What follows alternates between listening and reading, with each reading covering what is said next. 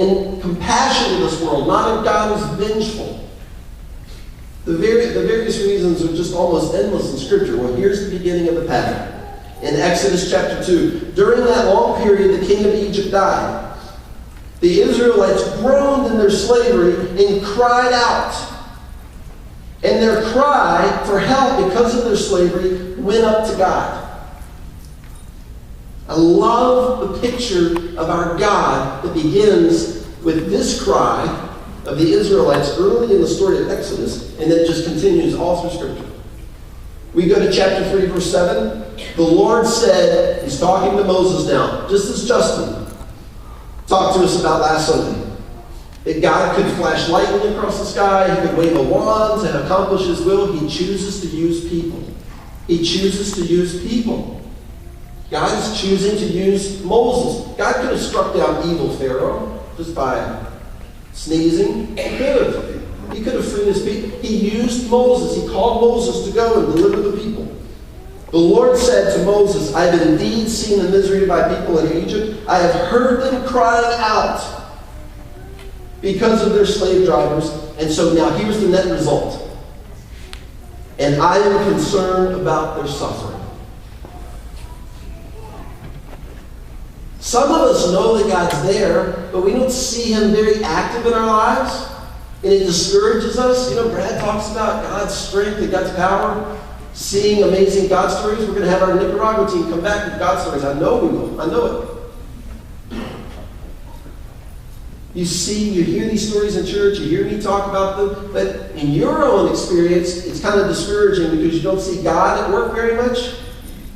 God, at times, Scripture tells us, is waiting for your heart to meet him. For your heart to yearn for him and cry out for him. God, begin to be my strength. I've depended too much on the things of this world. God, you be my answer. I've depended too much on people. Pleasing people. Finding my significance in what other people think. In what I accomplish at work or in my career. God, you define me.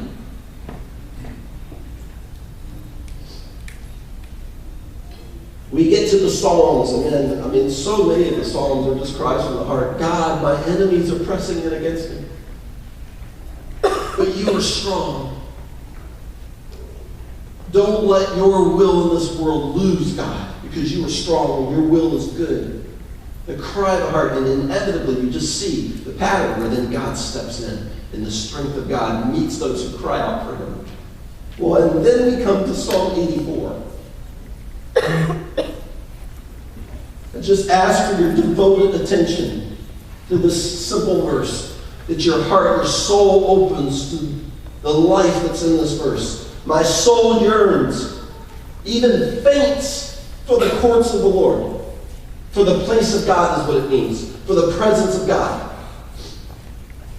My soul yearns and even faints for the courts of the Lord. My heart and my flesh cry out for the living God.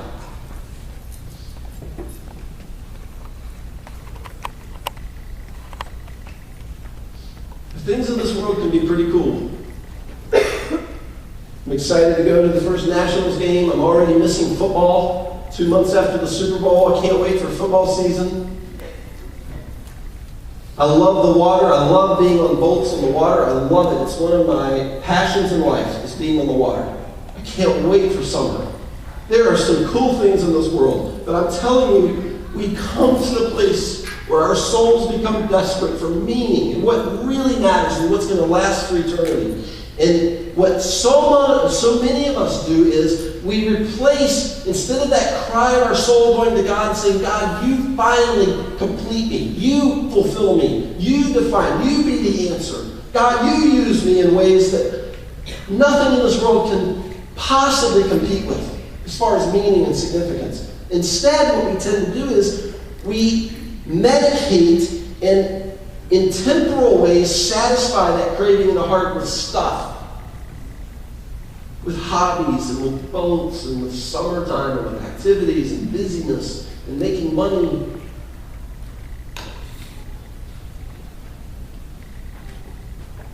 Which person are you going to be as this series ends? You going to be the person that says, I know God's there. I know I can call on him if I need him. I think our church is pretty cool. I think that was a good series. Or are you going to be the person that says, I believe it. I believe there are cool things in this world, but that nothing compares to being in the center of God's will. A part of His plan, His redemptive plan working in this world.